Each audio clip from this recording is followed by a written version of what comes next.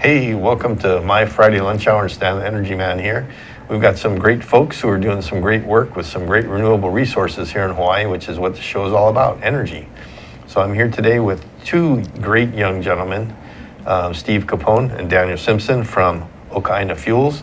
And they're going to talk about their technology and what they do in Hawaii and what they're going to try and grow in Hawaii to help make us meet the governor's goals of clean and green. And they've got some great stuff. The show's called Old School but New Tech. And really the technology we're going to be talking about is not new. It's been around for a long time. But there's always new pieces of equipment, new metals, new things that we can build with that help make it more efficient or cleaner or better, faster. So that's where the new tech part comes in. So we'll let them explain all the things that they do. So without further ado, welcome, Steve, Daniel. I haven't talked to you for a couple months, but I've known you guys for a few years now, and you got some great stuff that maybe we can start plugging into our Hickam project. So why don't you tell us a little bit about where each of you are coming from in your background and stuff, and then how you got involved in building this business. Okay. Well, thank you, Stan. Thanks for having us here. Thanks for having us. Sure. So I guess I'll start. My background is quite a bit different. I'm in the estate planning and financial planning spectrum. And our company, I'll go back to how this all started. We sponsor a children's volleyball club, and through that opportunity in the community, I've met some interesting people, and one of the families I met said, "You need to meet my son-in-law. He's out in Taft, California, and he came up with this new technology, waste to fuel conversion, and renewable energy has always been of interest to us." And so we made a contact and started some dialogue, and one thing led to another, and we put together a group of individuals, everybody from a pretty diverse background. And long story short is we have our first system over in Hilo, Hawaii, and Daniel relocated and moved from Taft, and his family's from Waimanalo originally, so here we are. And I'll let Daniel talk about how you got here and how you started. I started out in the Navy. I was an electronics technician, discharged 2009, and went back home to Taft, California. And Taft, California is small, and the only jobs available there are going to the oil field. And so I was able to go into the automation side and the electronics side of the oil fields, and got pretty good at it. And one day I was out doing emissions testing on a steam generator, and somebody was burning trash in their burn barrel, and it stunk to high heaven, and there's got to be a better way. So that weekend, when I was at home, I put together a little something on my barbecue grill, and it took me all weekend, late night, Sunday night, and it actually worked. So then I tweaked it a little bit and made some custom heaters, and then made it into a little quart-sized paint can, and made it nice and emissions-free. And then I took it to my best friend, Jack Hedrick, who is also part of Aina, and he's a oil field builder, and he built me the benchtop. And then I got in touch with Steve, and well, here we are today. All right. So what's the base of technology? Is it pyrolysis? Is that would that be a good classification, or? It's a cross between pyrolysis and a Fischer-Tropsch. Okay. We have our own chemical reaction. We use a catalyst that allows us to for the process to happen at 200, 250 degrees. Well, it's fairly low temperature. Very low temperature. And anywhere from 0 to 5 psi. Very low pressure as well. And so, pyrolysis, it's a really high temperature process. It's an endothermic reaction. It takes a lot of heat, a lot of energy to make it happen. And the exact opposite for a Fischer-Tropsch. It requires high pressure and high temperature, but it also gives off a lot of heat. So we were able to combine both processes. So we feed a small amount 4 kilowatts worth of heat energy, and it triggers a reaction that starts off with a little bit of pyrolysis, and once that gets going, then the Fischer-Tropsch reaction sort of takes over, and any excess heat is fed into a pyrolysis. So it just makes it extremely efficient. We're able to run 4 kilowatts nonstop, and it's taken making it more efficient, and it's closed loop, zero emissions. So it's made an old technology a lot more friendly. So when you say zero emissions, exactly, it says no gases coming out at all, or except your syngas, or what's the actual end product then? Well, the end product, is zero emissions if we're tied into a grid, or if we're tied into a PV solar array or some sort.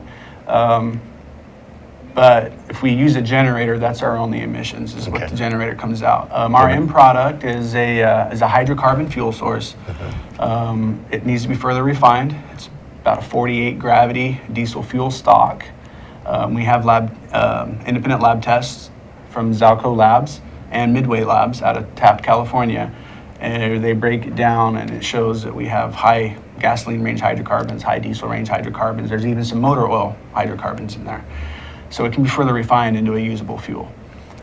And then we do produce the syngas that we can in turn run a generator with, so we can stay closed loop, stay self-contained, and we can go anywhere. It's small and portable, weighs about 4,800 pounds, and it's about 18 feet long.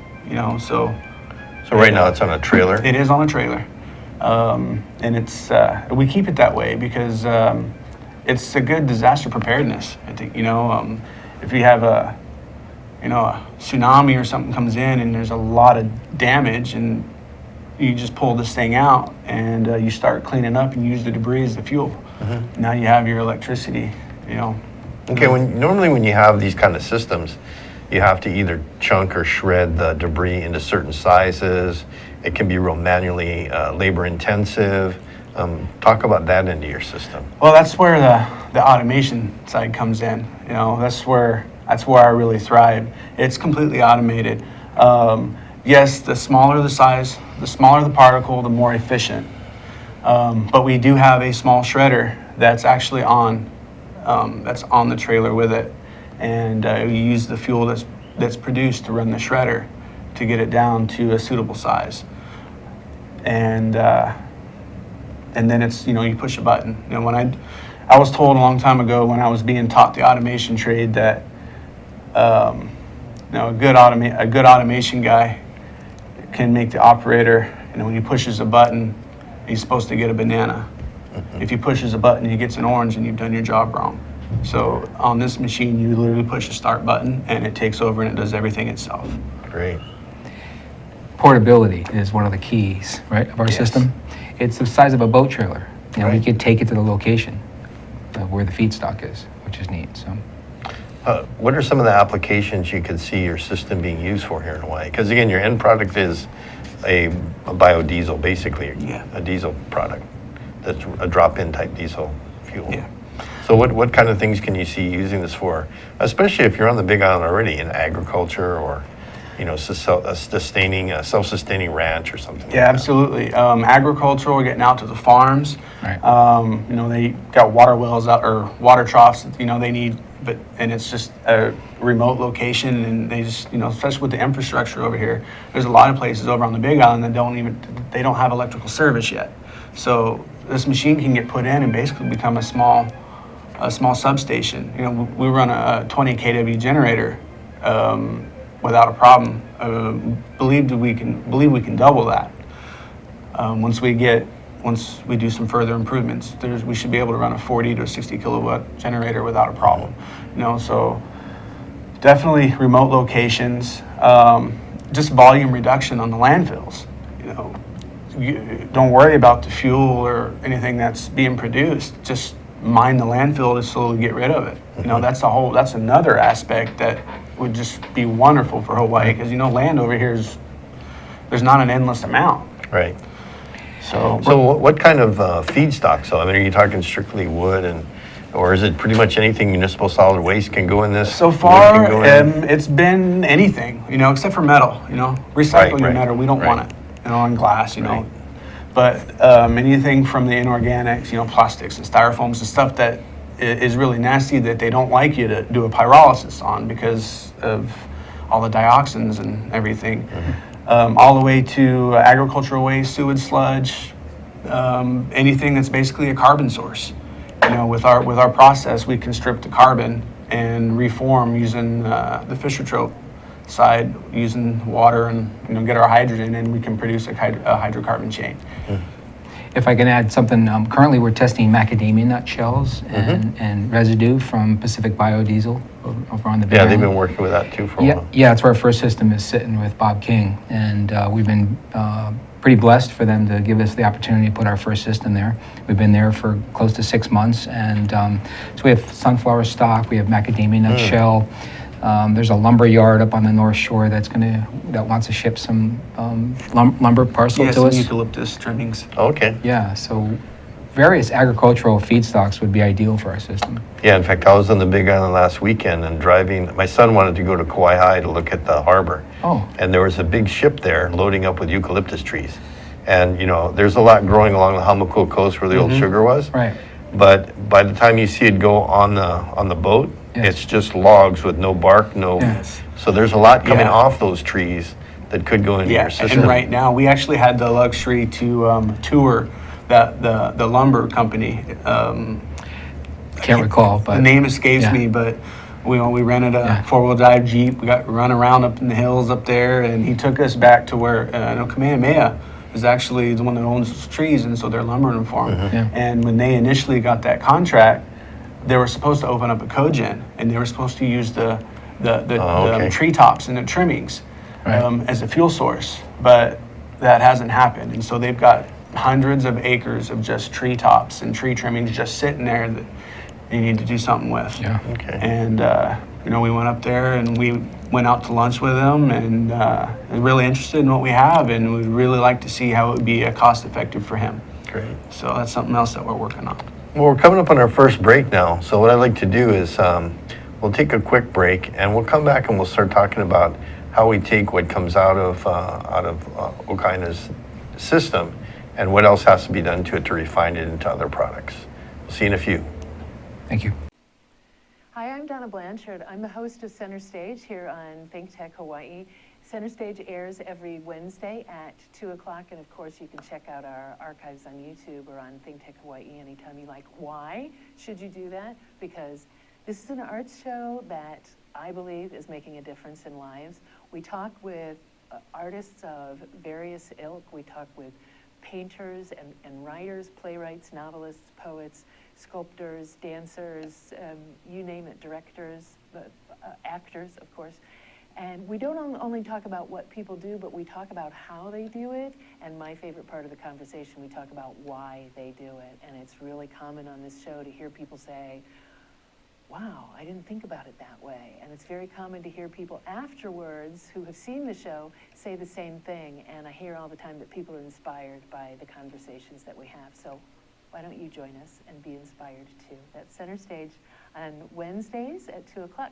We'll see you Center Stage. Thanks, Donna. Now you're back with Stan the Energy Man. And we've got Steve and Daniel from Okaina Fuels and talking about a cosmic system that they've developed to turn rubbish into good stuff that we need, specifically some kind of diesel fuel. So we started off talking about your system and how it's on a trailer, and you can take it where you need it, and you can throw rubbish in there except for glass and metal, and it turns into a pre-fuel, basically something that can be refined into a more That's correct. user-friendly. So what happens, what comes out of your system, and what has to be done to it to get it right to a diesel or right to a usable fuel?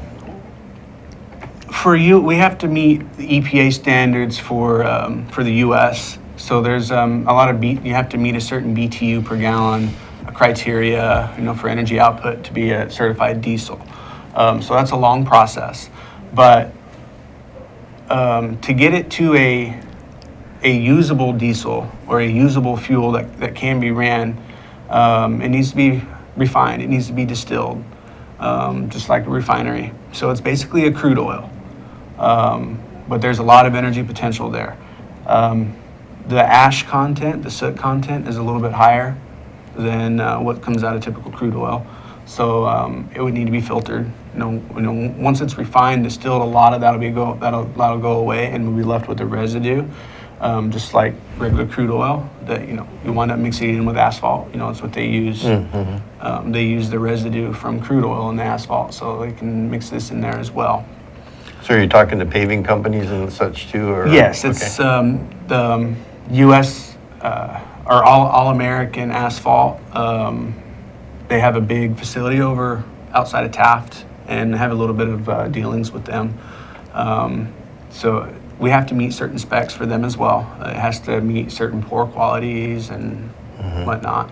So it's definitely a lot of avenues out there. And if I could add, we've had some discussions with Covanta also on the island, and they have asked us to test the ash, from all the incineration that's going on, and they wanted a special system. And Actually, the city of Honolulu has asked us. They have a problem and they'd like us to try to solve it. So we came up with, all we really need for our process to work is a good carbon source. So theoretically, we can use our process to take the ash that they're currently sending to the landfill at a high rate. Right. And we can further reduce that The volume. by taking more carbon out of the Sure. remaining ash and creating something else out of it. So how much volume do you think you can reduce it to roughly? 50% or? I would say somewhere between 30 to 50%. Okay. Yeah. Which would save Waimanalo landfill even Yeah. more space. Yeah.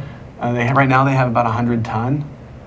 And of course it's highly regulated. Nothing has been approved in the U.S. at all for ash. So it's going to be really interesting. It's a project, we sat down with the health department, Hawaii Department of Health, and Covanta, and everybody's on board. We actually got Covanta to agree to modify their permit to give us a small amount of their ash to test with. So. Okay. So do you actually have a refinery that takes your oil, or do you need somebody else to do that in the system? We've had some discussions with Chevron. We've had some discussions with Chevron, Yeah. and as long as it meets certain specs, Yeah. they said they would buy. They're actually very interested Yeah. to take our Okay. fuel stock. But do you need that big of a piece of equipment or that big of a plant to really do No. what you need, or No, can you we do it could, on a small scale? We could do it on a small scale on site ourselves. But then you come into the regulatory issues of the Right. federal government, being a refinery. Because, oil... Can't be like oil-filled homebrew beer or something. huh? Oil-filled refineries That could be kinda, they kind of messed it up for everybody, Yeah. 15, 20 years ago. Okay. So for now, we're basically looking at a product that you could offer to a refinery to refine into jet fuel or diesel fuel. Yes, you could run it Okay. as is in your own gasoline engine. It may not meet federal EPA specs so for emissions. Right. Which is ideally what we'd like to get to. We could send every drop Yeah. that we make to a third world country and they would take it without a heartbeat. But then we're kind of defeating the purpose Yeah. of what we're trying to do. So what's your relationship with Pacific Biodiesel in terms of working with them as partners on the Big Island right now? They understood that on a federal technical readiness level, we have to get to a 9 to get to commercial ready, Right. And to get for SBR funding and all that good stuff. We found out over the course of this past year, that we kind of went about it the wrong way. Apparently you're supposed to sit around a table like this and discuss an idea, and then you write about it, and then you ask for money, they give it to you, and then you develop. Well, we kind That of you did guys it already reverse. developed. We had a problem and we solved it, and then Now you we wanna go went and asked commercial. looking for Yeah. money, and then the federal agencies are we're a 7 and an 8, we're almost to a 9. Well, they don't like to touch it if you're above a 5. So we're having to tell people that we're actually less advanced than we actually are. So we're at the point now to get to that 9, we need to be out in the field, getting repeat results. And we came across the issue of nobody wanting to be the guinea pig. You know, That's not unusual. Nobody wants to be the first. Right. Well, Bob King and Pacific Biodiesel understood that, and were willing to give us the location. They had their facility over there in Kayao, where they didn't have any issues with permitting as long as we stuck with Stayed within their parameters. stick within Yeah. their parameters, and it gave us a place to be out in the field. Yeah, they're a to, great. They're a great group because you know, they started off. They were like one of the first in the nation to do what they're doing, so they understand exactly where you're coming from, and that's probably why you get the empathy you did or the sympathy, because they understand. You know, that you lean forward, and sometimes that doesn't help you. Yeah. And it's better to start off ignorant and poor, and you know, and stick your hand out to the government for some money, and then they'll help you out. But so that's good that they're working with you, and they're already in the biodiesel world, so Sure. they've already learned a lot. You can probably pick up a lot of great stuff from them. Yeah, they've been a big help. I think we might have a video of some of your stuff, and we'll try and put that up here real quick, Okay. and we'll take a look at it.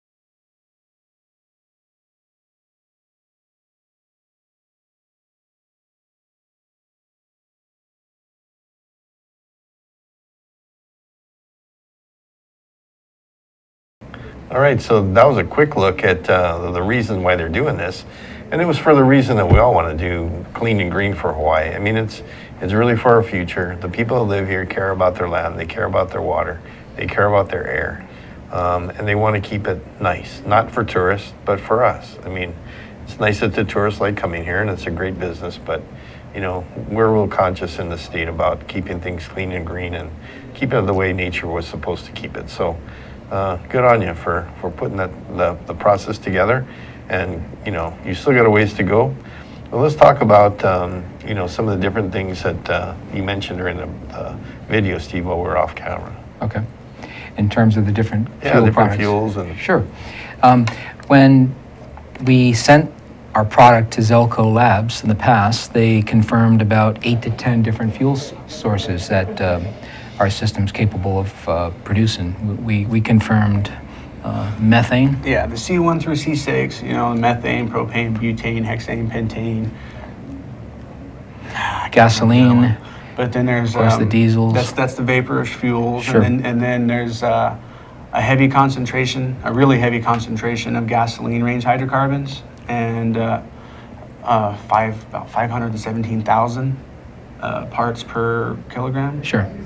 Of gasoline range hydrocarbons, and about 214,000 parts per kilogram of diesel range hydrocarbons. And then there's about 250 parts per kilogram of motor oil. So that leaves a wide range. You know, there's a lot of fuels in between diesel and gasoline. You know, you got your kerosene, you got jet fuel, all these different fuels that are potentially there, which hopefully one day we will get to. So. But I think, you know, one of the major benefits of our system is waste reduction. And you know, creating a fuel stock and stored fuels is really, I feel, just a bonus. If we could, Yeah, if we could absolutely. reduce the waste in the state of Hawaii and help with the landfills, that's a bonus. I mean, that's a plus right out of the gates. That was actually the main reason why I developed it. The whole going towards the fuel thing Yeah. was trying to fit in an oil-based economy in the San Joaquin Valley of California. When we were reaching out trying to get help, Yeah. we had to appeal to them, and it was oil over there. Sure. So the prospect of them getting free oil to sell was how we were able to kind of fit in with them over there. And then it wound up not working. They just Sure. kind of left us out of the valley. We have to be really practical about our transitions. I mean, I'd love to be clean right out of the chocks, but absolutely. we have how many billion cars running around on oil and diesel and gas, Sure. and we're not going to convert them all tomorrow. Sure. But we got to start someplace. Yeah, So absolutely. we start here, and we start with this, and get rid of our trash while we're making the oil, instead of sucking it out of the ground and refining it, Right. and use waste products already, and reserve what's left in the ground for maybe plastics or other things that we want to make. But what's interesting, in your video, you showed clips from around the world of like the floating debris fields and Oh, things yes. like that. I mean, those are things that could literally be harvested for and Absolutely. put into what you could have your stuff on a barge or an ocean-going platform, and basically be pulling stuff out of the ocean that right now is a Yeah. real hazard. There's and turning it into oil on the surface instead of digging for oil. Absolutely. There's the Pacific Garbage Patch, right? And I really feel strongly about this. You know, you got the little Midway Atoll out there. You know, you've got the Albatross. You know, that's where basically all of them go to mate, right? But they're starting to die. There's literally more plastic on the beach over there than there is sand. And you know, the albatross, they don't know any better. They think it's food, and they're just dying by the hundreds. And you cut them open, and they're just full of plastic. Right. So, I would love to just do a humanitarian effort. Just go over there and set up this machine, and just try to make a difference over there. I mean, it's starting to get pretty bad. I was down at the beach over in Waimanalo the other day, and there's a little bit of plastic forming on the beaches over there Sure. too. You know. Well, I don't know what the tsunami and stuff and earthquake in Japan in 2011. That stuff's still moving around, and Yeah. it's starting to collect in there. There's got to be tons and tons. Well, of yeah, debris. you know where the islands are. It's like a comb with the way the current for the Pacific Ocean works. It all comes through, and the islands here, they're a comb, and it's where it just starts to gather. There's literally, and you know, plastic doesn't biodegrade. You know, so when they invented plastic back in the 40s or 30s or whenever it was invented, that stuff's still around. You know, it doesn't biodegrade. So every bit of plastic that's ever been made is still on this earth somewhere. And it's got a lot of oil in it, and it's just laying there. Let's reclaim it. Okay.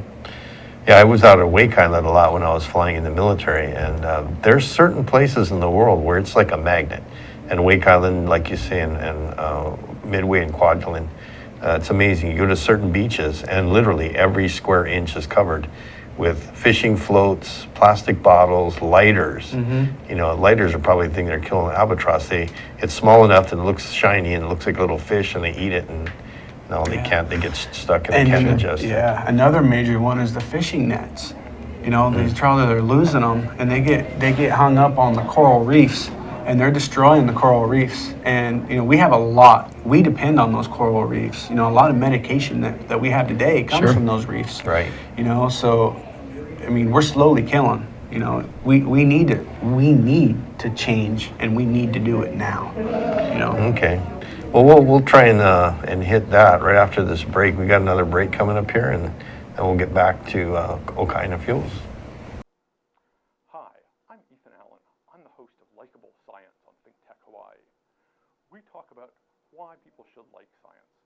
why science is actually fun, how science is a dynamic and vital part of everyone's life, why everyone, every man, woman, and child on the planet should really know science, should love science, should be familiar with science. So it's a great show. People come on here and have interesting conversations with us. They tell us why they do what they do, why they love it, why we should love it too. I hope you'll join us every Friday, 1 to 2 p.m. And of course, you can see it anytime on YouTube. Aloha. Hey, you're back with Stan, the Energy Man, on my lunch hour. And I'm going to try something really cool here that Zuri just brought out before the show and I think is really neat. Alexa, what's pyrolysis? That was Moonlight Sonata, Piano Sonata number 14, in C sharp minor. Almost a fantasy, great for Mozart effect and pure enjoyment by Ludwig van Beethoven. No. Okay. Zuri, I don't think it worked. Unless it was the name of a song. Anyway, we're trying some good technology stuff here in the studio, and we'll try and refine it to something more refinable next time. But back to Aina fuels, and we'll talk a little bit about what we're doing at Hickam and where they might play a role at Hickam. We have the Air Force coming out later this month, and we're looking at new technologies that we can use in our microgrid system. And some of the stuff that we're looking at is potentially using the system that the folks here at Aina Fuels are developing, and also a bimetal system that Daniel was talking to me about before. So why don't you explain a little bit about how that would work in terms of generating some electricity? Okay. Well, over here on the island, you have one of the endless resources you have is ocean water, about 80, 85 degrees. We use a civic effect where you use two different metals, and where they join, they create a millivolt signal at that junction if there's a temperature difference between the two metals. So if we use the ocean water as our cooling, and we use our sun, we get 11, 12 hours of great sun a day over here. And it doesn't have to be a glass. It can be a metal. It can be anything as a surface that can absorb heat, because you're really trying to get a differential between the temperature, right? Right. So you want to get this side hot and you want to get this side cold. And the larger the temperature differential, the more electricity that's being produced. And it is an old technology. Thermoelectric devices have been around for a very long time, but they're very, very expensive because the money's backed solar. So these devices are pretty much stuck in the scientific world. But you can make a 20 kilowatt array using these devices, and this sheet and it takes about the size of a sheet of plywood, 4 foot by 8 foot. 20 kilowatts. To get that kind of power from a solar array, you're talking about an acre of land. But we're probably looking at about 200, 300,000 for an acre solar array. You're probably going to spend the same amount, if not more. Actually, 4 by 8 foot panel. Yeah. Because, you're talking there $40, $50 a little device. Sure. So would this be an array of small devices? Yeah, or you would. Okay. Yeah, you would wind up, hooking up the same as you would as a solar panel. Because all the solar panel is individual little cells wired in series and then in parallel to get to.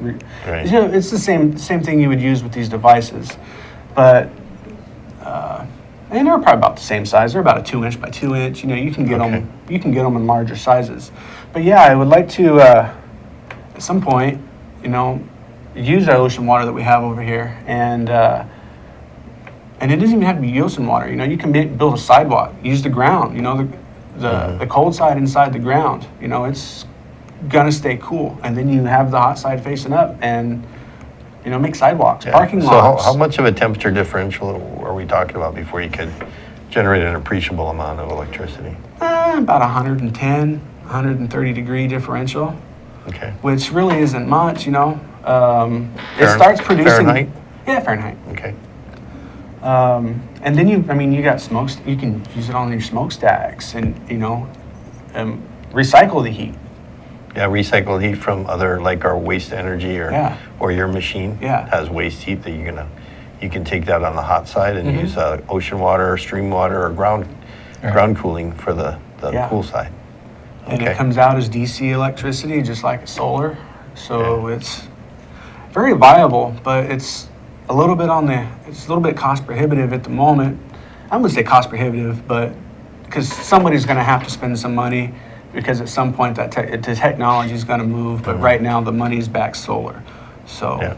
So are there companies that actually make these cells and sell yes, them? yeah, you can. Who do they sell them to right now? Who are they? Labs. Oh, for mostly for. Yeah, because you can use them. You can use them the other way around, using the Peltier effect, where you actually feed them electricity, and you get a really cold side. Use it as a heat pump. You get a really cold side, and then you get a really hot side. So now you want to try to get rid of your waste heat and try to keep your differential within control, because you can use that cold side and you get down to like minus 30 Celsius. And you can use localized cooling just by feeding it a little bit of electricity.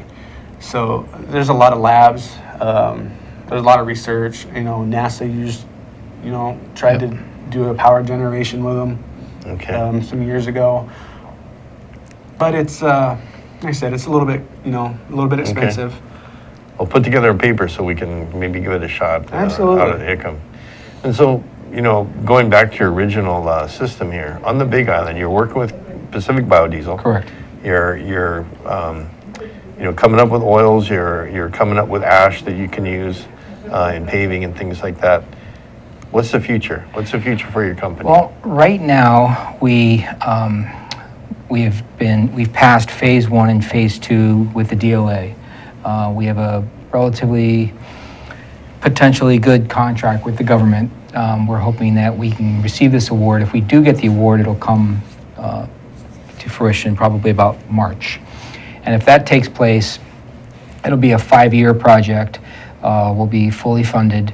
And our plan is to move the system to Oahu and find a good strategic location where we have various types of feedstock available for us, and work with, we have many applications here in Hawaii that are very interested in our technology.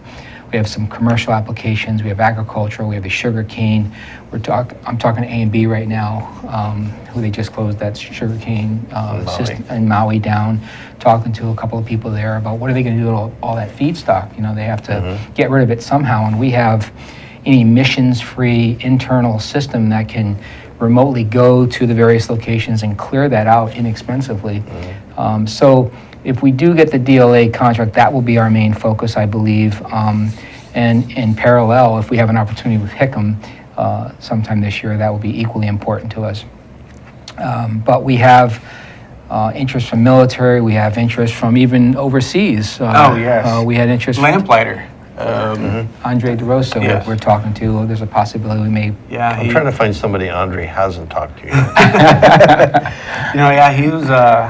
He's actually expressed a lot of interest in us just getting our machine over to Thailand. They have a trash problem over there, and he's like, "Can you get it to Singapore? Sure. If you can get it to Singapore, we can get it there." Well, and Maldives, they've got an island that's literally covered. You can see the island burning from 10, 20, 30 miles away. It's just a whole island full of trash. Sure. And there's a lot of places in Asia that could use this kind of technology. Absolutely. Yeah. They have lots of plastics, they have lots of rubbish, and they just no place to put all that stuff, and they keep buying more. Sure. And then they have to turn around and buy propane or buy some kind of fuel to run their vehicles and burn. Sure. It's a vicious cycle. And so Andre's right, there's a lot of market in Asia. Yeah. Well, we're running down to the last few minutes of the show. Is there anything you'd like to put out there as a pitch or a final words for your company, your technology, and what you're doing for Hawaii? Sure. Well, I just want to thank all the viewers today, and if you have any interest in waste to fuel conversion, take a look at our website. And if anybody's out there possibly partnering with us and learning more about our technology, we're actively interested to talk to either military or private organizations that this system may benefit. Great, Steve. Well, I'm glad you could join us. Thank you very much Thanks, for having Steve. us on the Thanks, show. Daniel. It's been a real Thank pleasure. you, Steve. It's been fun. And we'll probably check back with you in 6 months or a year and see how far you've gotten and how far your grant money came in and your SBIR stuff, and get caught up with you and see what kind of good things you're doing down the road. Sounds like a plan. All right, so till next week, Friday at my lunch hour, Stan the Energy Man. Aloha.